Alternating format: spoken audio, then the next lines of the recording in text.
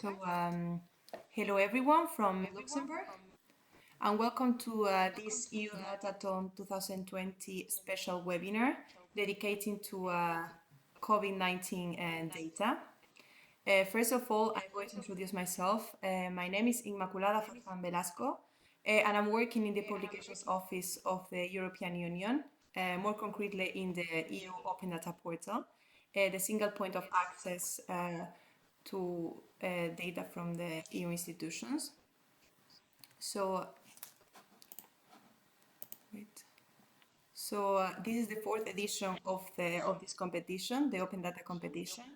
And the goal of this webinar is to present specific data on COVID-19 to help tackle the global pandemic we're facing. So as you can know maybe by the competition, we encourage you, the participants, to use these new datasets to develop applications in this domain. Therefore, we created a specific page on COVID-19 data, was created for our team, and is available in the EU Datathon website to give you an overview of existing initiatives, datasets, and visualizations about COVID-19. It's important to mention that the number of challenges will remain unchanged, and you will have to submit your proposal for the 3rd of May. So I'm going to show you very briefly what you can find. So here you have the EU Datathon website. Here you can find all the information you may need. In this tab in COVID-19, you can have like all the different activities. For example, the EU activities, the COVID-19 datasets that my colleagues are going to present today, visualizations on COVID-19, for example, as well as many other information that might be useful for you. Well, so having said this, I really invite you to go through it and have more information about what we're doing. Okay, wait. And then don't forget to submit your proposal before the 3rd of May. Of course, you can find more information about EU Datathon following us on Twitter, but also with the hashtags. And of course, we're here to support you and to help you in anything we can. So please write us to the functional mailbox you can find here, and we will be glad to answer you in anything that is needed regarding the competition. Having said this, today's webinar presentation is going to be, as I said, dedicated to the COVID-19 data. So we're going to have our colleagues from the European Center for Disease Prevention and Control. We have an introduction now by Per Rofhamre from Head of Section Development. Then we will go through the COVID-19 activities and data available, and then open datasets and integration. So I really hope you find useful this webinar. This webinar will be recorded and it will be published in our website. Please mute yourself, very important, and we will give floor for questions. So in WebEx you will have a chat box, and here you can place your questions and I will moderate them and send them to the experts. So having said this, I give the floor to Per. And I've stopped sharing my screen. So Per, you can start whenever you want.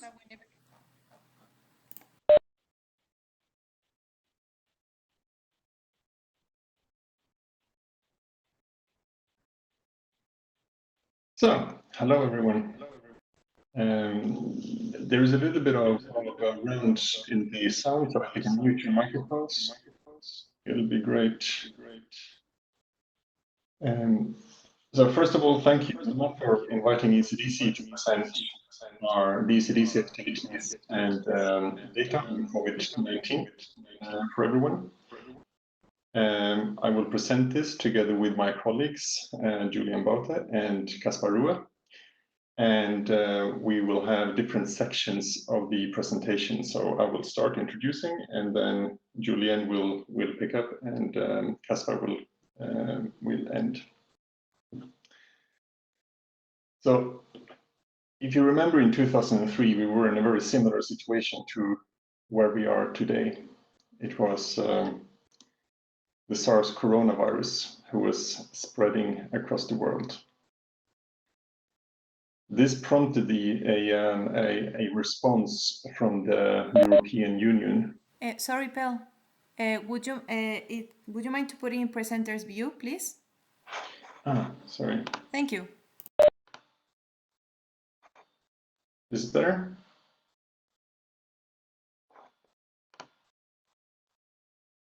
It might be better now? Now it works. Yes, thanks. Sorry for that. Yeah, so in 2005, we have the birth of the ECDC, the European Centre for Disease Prevention and Control. And we are this year celebrating our 15-year anniversary. And we have the SARS coming. So in 15 years, we had 15 years time to build up and mature the agency in order to respond to the COVID-19 outbreak. And in this presentation, we will then present to you the activities and the data that we have available for COVID-19. So ECDC at a glance. It's an EU agency strengthening Europe's defenses against infectious diseases. We deal with, have activities on surveillance, epidemic intelligence, scientific advice, microbiology, preparedness, public health training, and we also have a scientific journal, Eurosurveillance, that is it's a peer-reviewed journal that is very highly rated in its genre. In 2019, when we started planning the priorities for 2019, we had no ideas that COVID would emerge.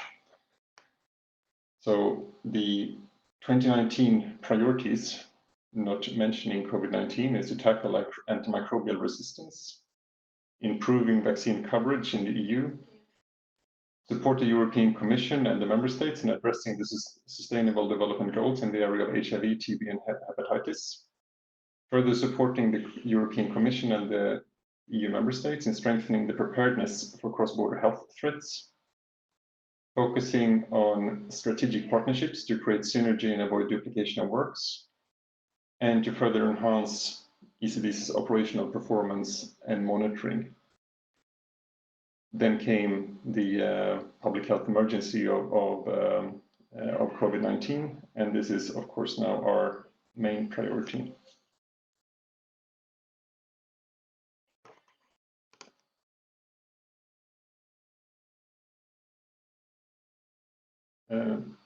This is the ECDC website, where you can find all the information necessary for about the agency.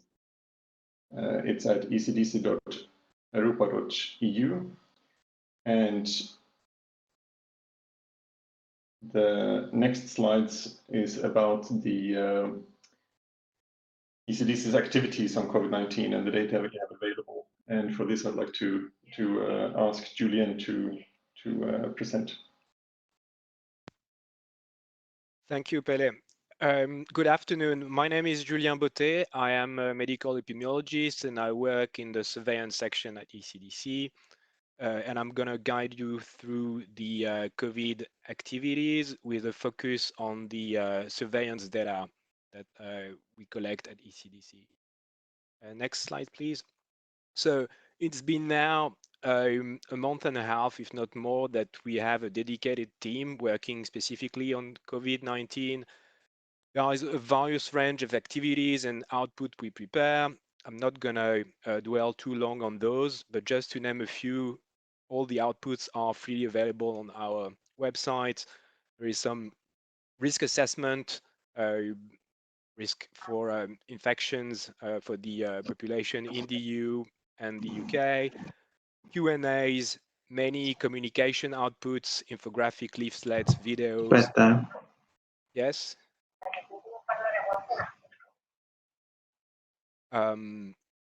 Many technical documents, preparedness, infection prevention and control, laboratory activities, and surveillance. Next slide, please. So for your understanding, there are two main type of surveillance data that are collected at ECDC.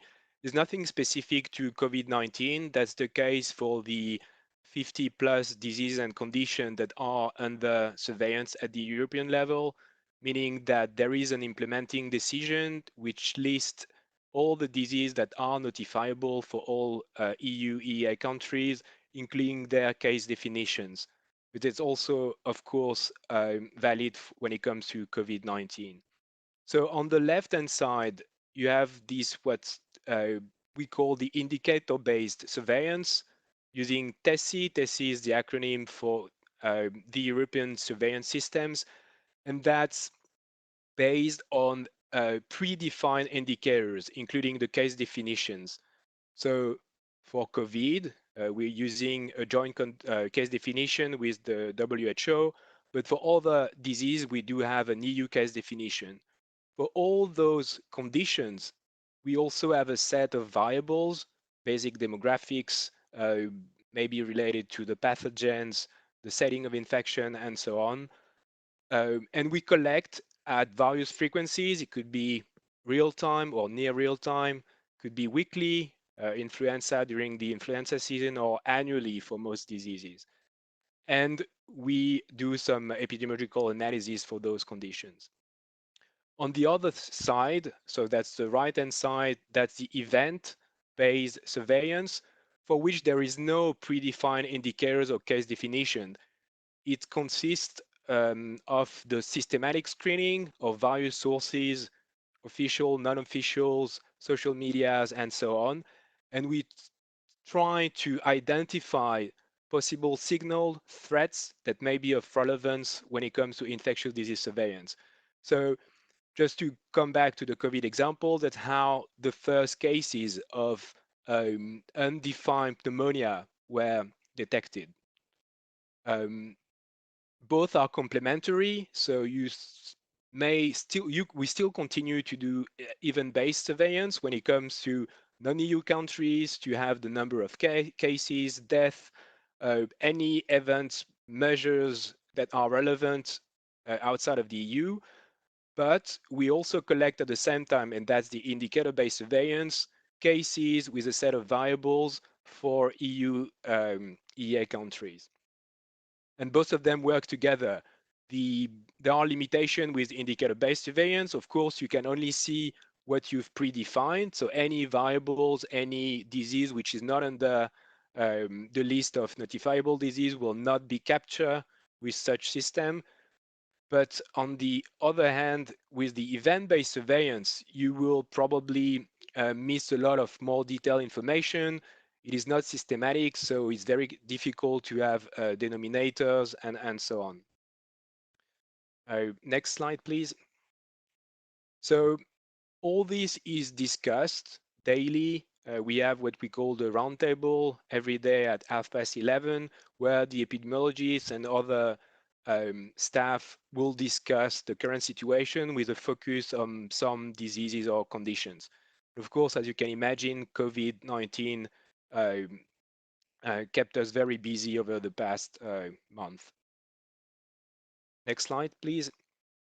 So epidemic intelligence data is related to the event-based surveillance. So that's collection of mostly cases, death for the entire world. So we do have just, you can see the illustrations here, a few routine outputs we produced, maps, time series, we have dashboards, we have different ways of presenting these data, and they are all freely accessible. So we do not produce these data, but we compile them in a systematic manner and we make them available. Next slide, please. For indicator-based surveillance, as I said, we collect, when it comes to COVID-19, mostly case-based data, but there are some countries in which the burden of such data collection is too heavy at the moment, so they use aggregate format for this information, which of course will lose some of information. This is not specific to COVID-19. We usually collect data on cases, basic demographics. maybe underlying conditions, treatment, outcome.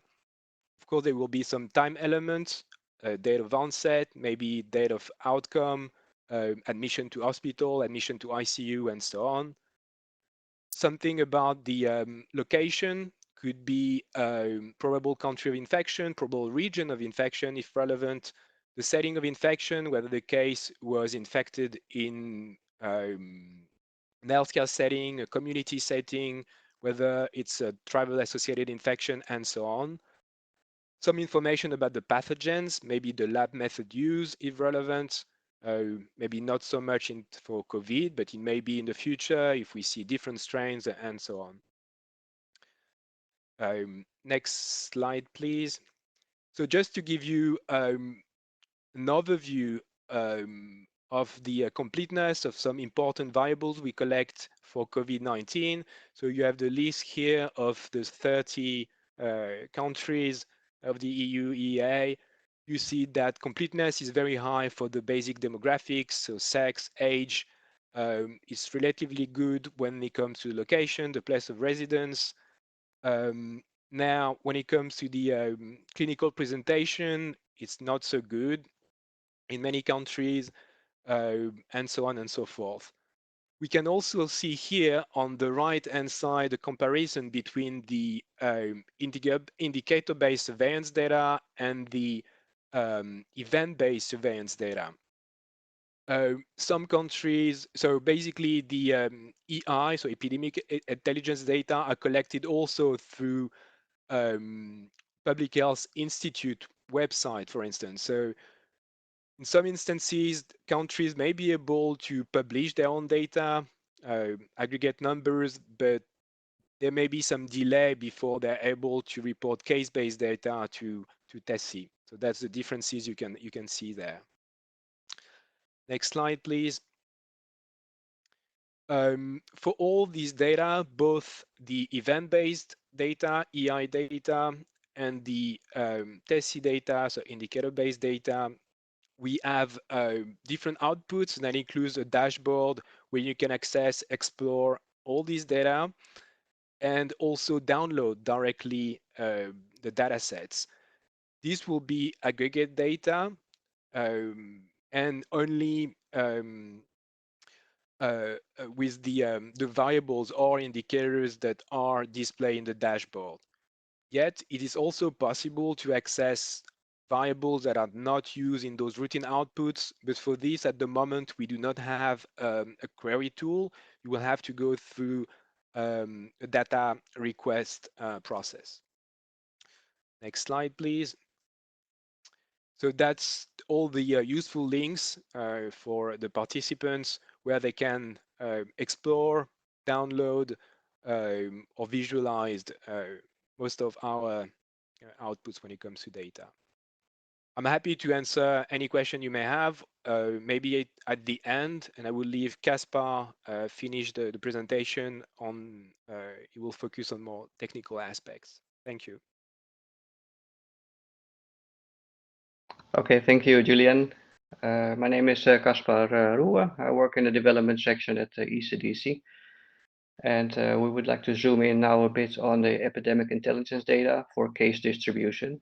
So if we go to the ECDC website, and one of the data sources is this page where there is a daily publication of case distribution data based on the epidemic intelligence information that we have. And you will find here several data formats that we are publishing on a daily basis. Please go to the next slide. And those formats are an Excel file, which is there on the page directly, the CSV file, JSON and XML files. So there's different file formats for every use. There's an you can choose what you would like to use. And would like to state also that the data that we have is not necessarily the real numbers of cases and deaths that we see throughout Europe and the world, because it largely depends on the testing strategies from country to country. So it is the publicly available data that we are displaying. Next slide, please. So the COVID-19 case distribution, it contains the following data per country and per day. So it's a full data set of the entire history of this outbreak. It contains the cases and deaths. And in those data files, you will find also the date of the report per country, the ISO codes of those countries and territories that are being used, also amended with the population data from 2018 for each country. Next slide, please. So if we look zoom in a bit on the data structure, you would see that it is similar for the different file formats that we're producing. So in this CSV, you would see the different columns that I've just mentioned. So date of reporting is the first one, day, month, and year. So basically it's the same, but with different splitting of those fields, cases, deaths, countries, and territories. The geographic ID, it's the ISO code that's being used, and the population data. So if you look at the countries and territories column, you would see mostly countries, but there are some special cases here as well. For example, the cruise ship that was close to Japan earlier on. So this is being reported separately, and also some overseas territories for example, Bonaire, St. Eustatius, and Saba. Next slide, please. Then you would see the same data format for the XML and JSON. Of course, it looks a bit different according to their own styling. Yeah, this is being produced daily, so that they're all aligned at the same time. Next slide, please. So some inspiration on how to use the data. I mean, you will probably be in a better position to do something creative with it and make the best use of the data. So for example, Excel files to explore your hypothesis using R. JSON XML can be used for machine-to-machine integration. Then you can of course also combine the data that you will find here with other data sets to amend it and do some more rich exploration of those. One note to make is that the data files are getting quite big. So as a recommendation from our side is to download them once per day because they are only updated once per day and then start processing them. So that was it from my side. So that leaves me with a call to you to register for this EU Datathon in 2020. And okay, if we want to go to the next slide still, there's a couple of links that you might find useful for finding the data and the information that we have presented in this presentation. So I would like to give the floor back to you then. Thank you.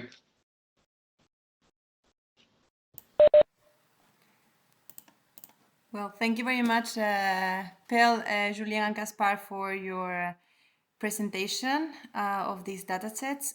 We will put everything online on our website, all these links, the presentation, and this webinar. We have a couple of questions on the chat box. So the first is, which datasets external to the ones you hold would you recommend for linking and combining? Sounds like a question for Julien. So yes, I mean, it depends on your objectives, clearly.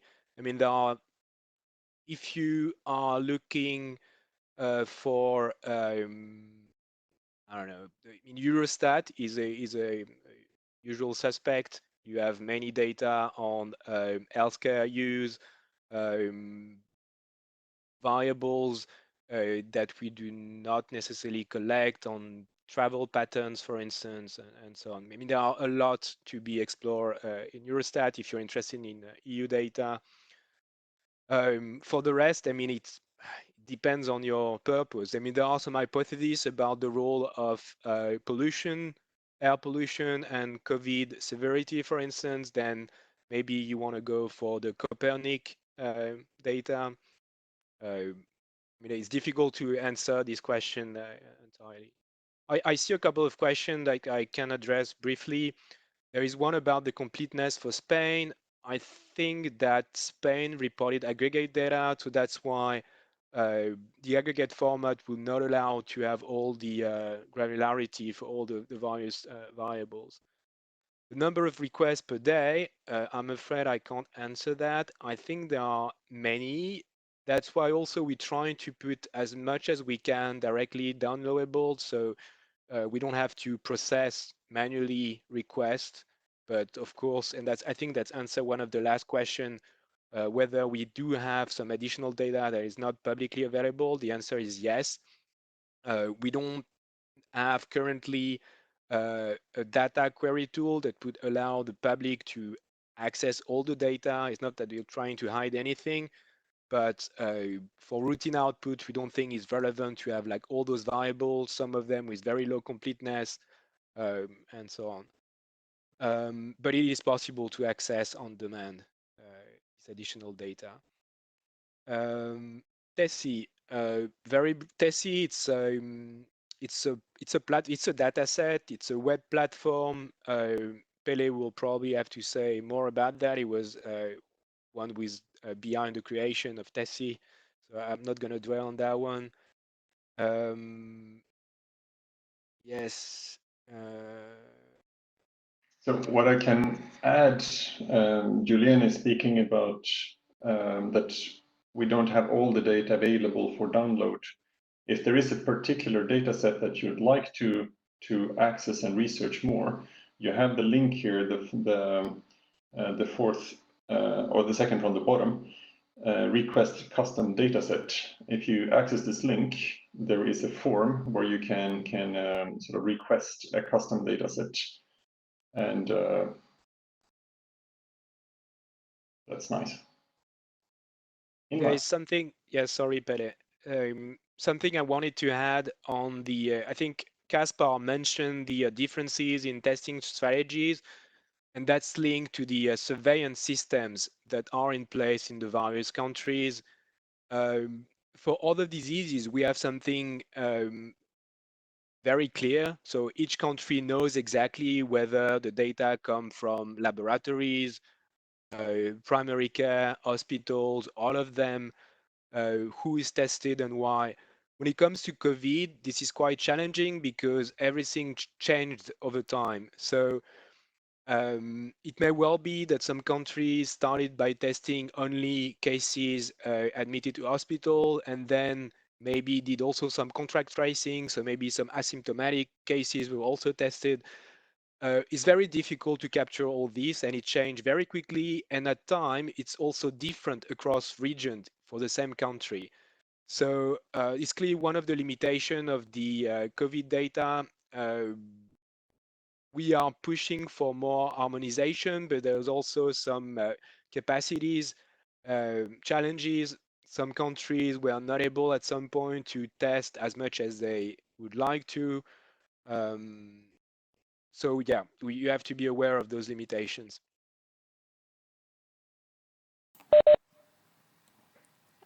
Okay, there's also, I don't know if there's a further question. Are there collection strategies of each country referred along with the data or not?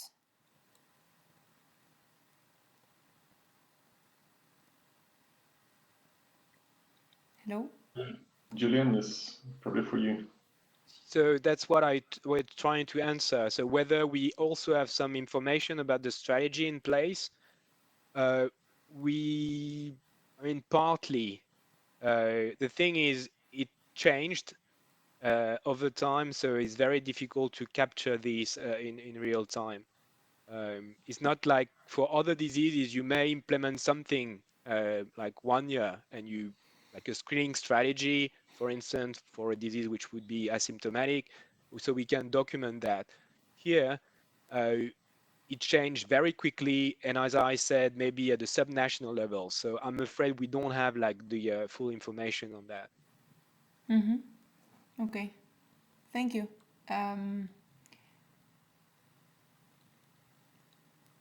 Okay, here there's like a mention that it says ECDC seems not to report the data on the number of people who recovered and who were tested.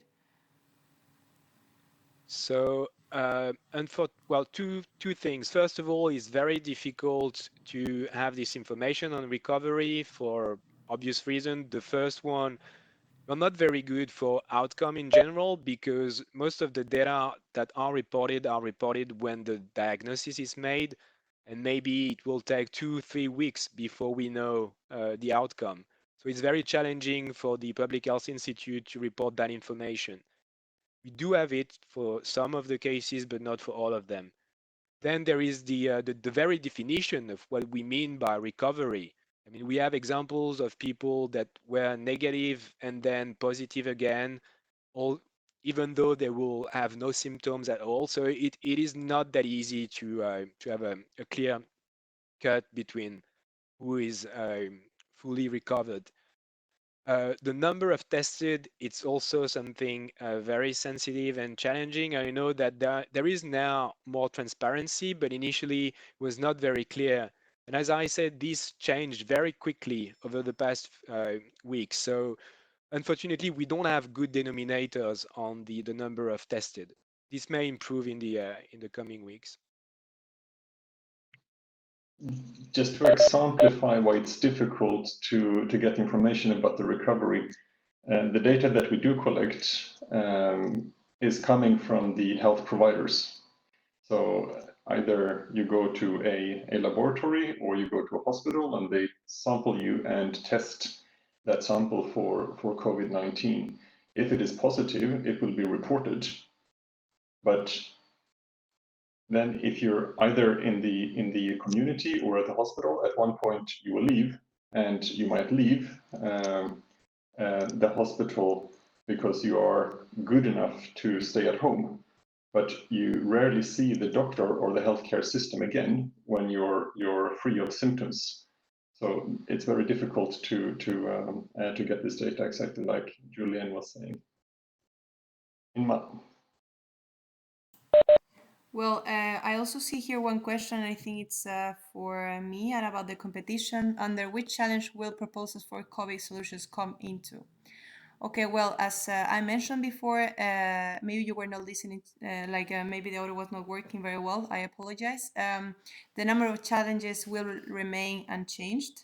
This means that the challenges like an European Green Deal, an economy that works for people, and a new push for European democracy and Eurofit for the digital age, they will be the same. But in somehow these datasets can be combined because in somehow it affects to the different challenges. So that's why we invite participants and we invited these experts to talk about this dataset, because we would like to give an answer to citizens on this topic. So it can be combined.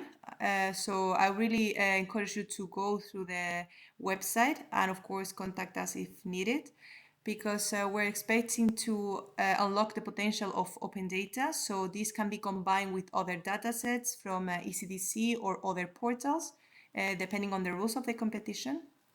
And we really invite you to go through it and see the possibilities that you may have.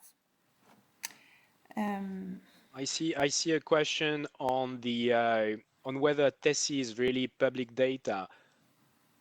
So yes, but it means that it is private data, and we do have some sensitive data. You can't access case-based data at a high geographical level for all diseases. So anything that is not directly accessible through the various links we are sharing here, there is also the Atlas for infectious disease where you have like the 50 diseases data available. You can request, and I think that's one of the link you see here. It may well be that the level of aggregation is not available for some disease and some geo granularity. But yes, by default, it is public. There is also this rule, if there is some impact on some commercial activities, it also could be a reason for not sharing the data. But I don't think this would apply to COVID, but for other diseases. Mm-hmm. Mm-hmm. Okay, thank you very much. Okay, I think there's no further question. Okay, is it possible to submit the same application for several data hacks? Yes, it is possible. I don't know if I missed any question. I think I completed all of them. In case you have any other, please don't hesitate to contact us. I think this is the end of the webinar. So thank you again, Per, Julian, and Gaspar for your participation and your contribution. I'm sure this information will be really useful for our future participants, but not only them. So everyone who wants to have more information about the current situation. Thank you all for coming and for joining in this webinar. It will be available online very soon, and it will come up maybe some other webinars on this topic with other data providers. Please keep yourself updated. And then just to finish, stay healthy, take care, and we see you very soon. And submit your proposal before the 3rd of May.